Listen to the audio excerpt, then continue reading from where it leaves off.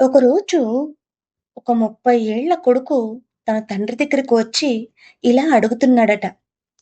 నాన్న, జీవితం అంటే చాలా విరక్తిగా ఉంది.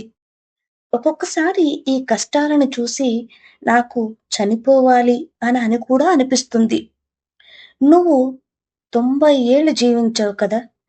ఈ జీవిత కాలంలో ఎన్నో కష్టాలని, నష్టాలని ఎదురు చూసుంటావు కదా! ఈ కష్టాలని దాటుకుని శక్తి ఎలా తెచ్చుకోవాలి? వీటిల్ని భరించాలంటే ఏం చేయాలి నాన్న? అని అమాయకంగా అడుగుతున్నాడట. అప్పుడు వాళ్ళ నాన్న వాళ్ళ పెరట్లో ఉన్నటువంటి ఒక చెట్టు దగ్గరికి తీసుకెళ్ళాడట.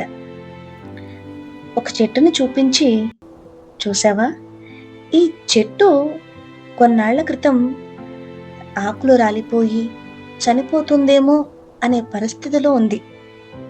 కానీ ఇప్పుడు కొంచెం చిగురు వచ్చి మళ్ళీ తన పూర్వ వైభవాన్ని తెచ్చుకుంటుంది. అలాగే మన జీవితంలో కూడా ఒక్కొక్కసారి మన జీవితం అయిపోయిందిరా అనే పరిస్థితి రావచ్చు. మన కష్టాలు మనల్ని చుట్టుముట్టేసి మన పరిస్థితి దిగజారిపోయేలా ఉండొచ్చు. కానీ కొంతకాలం గడిచేటప్పటికీ మన ప్రయత్నం వల్ల మనం కూడా తిరిగి పూర్వ వైభవాన్ని తెచ్చుకోగలుగుతాం. ఇదే నేను కూడా పాటించింది అని వాళ్ళ కొడుకుతోటి ఆ తండ్రి చెప్తాడట.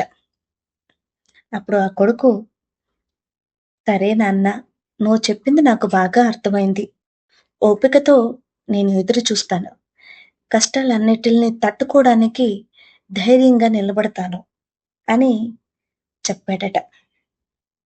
ఈ కథలో సారాంశం ఏంటంటే, ఎన్ని కష్టాలొచ్చినా ఆ ఎండిపోయిన చెట్టులాగా ఎదురు నిలబడండి. వాటికి చిగుర్లొచ్చినట్టే మన జీవితానికి కూడా ఖచ్చితంగా వెలుగొస్తుంది. నచ్చితే గనక లైక్ చేయండి. ధన్యవాదాలు.